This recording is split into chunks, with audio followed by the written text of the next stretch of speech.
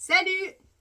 Aujourd'hui, j'ai 5 jeux à vous proposer pour jouer à la maison avec vos enfants. Donc parfois, les enfants arrivent, maman, je m'ennuie, je sais pas quoi faire.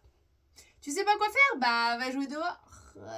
Non, en fait, il pleut. Du coup, idée d'activité, qu'est-ce qu'on va faire? Et je suis là.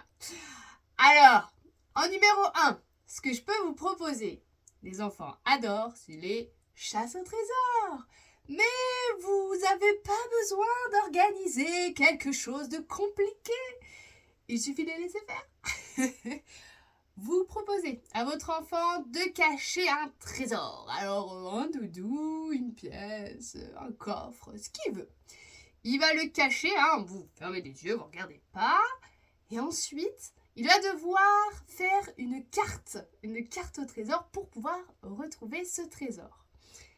Une fois, donc déjà ça va prendre un petit peu de temps à l'enfant. Et ensuite, une fois qu'il aura dessiné la carte au trésor, vous n'aurez plus qu'à essayer de le trouver avec la merveilleuse carte qu'aura dessinée votre enfant. Donc c'est un jeu sympa que les enfants aiment faire et qu'il n'y a même pas besoin de savoir lire, écrire. Il suffit de le dessiner. En numéro 2, je vais vous proposer la course aux missions. Alors là, c'est pas mal aussi. On peut même le faire en restant assis dans le canapé. Moi, je vous dis, c'est pas mal. On n'est pas motivé, on n'a pas trop envie de bouger, mais on a quand même envie de passer un petit moment avec nos enfants sympas. On propose la course aux missions.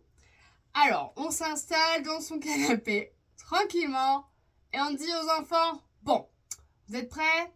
Vous allez avoir des missions, il va falloir me rapporter exactement ce que je vais demander. Et là, alors, vous demandez par exemple de ramener 5 objets rouges. Donc les enfants vont courir partout dans la maison, essayer de trouver des objets rouges. Ensuite, par exemple, un objet qui est doux, un objet qui est dur. Après, vous pouvez un petit peu complexifier. Et en fait, c'est votre imagination qui aura sa limite. Donc c'est un jeu qui peut être très long. Mais en tout cas, les enfants, ils s'en lassent pas souvent de celui-là quand même. Vous pouvez y aller assez longtemps. En numéro 3, ce que je vous propose, l'incontournable, mais qui marche toujours aussi bien, la cabane. Et ouais, mais retomber en enfance. Vous aimez faire les cabanes, c'est sûr, on aimait tous faire les cabanes. Évidemment, nos enfants, ils aiment faire les cabanes. Puis là, en plus, on peut se projeter en tant qu'architecte, quoi. Attendez, je vais vous aider, on va faire une belle cabane. Et faire une cabane, prendre le goûter à l'intérieur, que du bonheur. On peut même y écouter de la musique et faire des petites histoires à l'intérieur. On est sur un jeu qui peut être assez calme une fois que la cabane est montée. En numéro 4, alors là, c'est pareil, c'est connu, mais ça marche toujours aussi bien, la création d'un spectacle. Ils adorent nous montrer leur spectacle. Mais les aider, ça a un meilleur résultat quand même. On peut essayer de trouver ensemble des petits costumes, un petit thème et leur dire, par exemple, s'ils veulent jouer d'un petit instrument ou alors faire une petite scénette comme si c'était maman et papa. Vous leur proposez ça, vous leur dites de répéter un petit peu et ensuite, c'est la représentation devant les parents. Et n'oubliez pas de filmer parce que pour les 18 ans, c'est pas mal.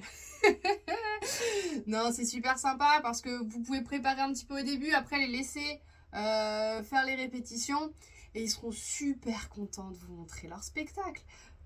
Donc voilà. En numéro 5, le dernier, et pas des moindres. Voilà, attention.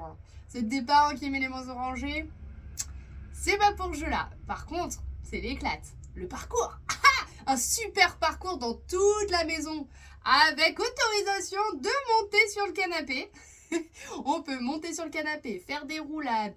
Il va falloir sauter par-dessus les coussins, passer sous la table, entre les chaises. Et ça, pour la motricité, c'est topissime. En plus, c'est pas très... C'est pas très dangereux, hein. Pire, il tombe du canapé, ça va. Non, c'est quelque chose de facile à réaliser. Vous pouvez monter le parcours ensemble. Et après, évidemment, il vaut mieux que ce soit l'enfant qui fasse le parcours que vous. Mal de dos, les genoux, tout ça. Non, on sait pas. On les laisse faire. Ils vont s'éclater à faire le parcours. Et au fur et à mesure, vous pouvez faire augmenter la difficulté, enlever des petites choses, rajouter, leur dire d'un point A à un point B, par exemple, de faire la grenouille, ou de marcher comme un éléphant, de faire le serpent. Et là, on est au top. Voilà, vous n'avez plus d'excuses pour ne pas trouver de super jeux avec vos enfants à la maison quand il pleut. Bah oui, c'est super cool aussi d'aller jouer dans les flaques d'eau si vous n'avez pas trop peur, mais quand on a la flemme, ce petit jeu-là, ça marche bien. Allez, je vous dis à bientôt pour une nouvelle vidéo. Salut!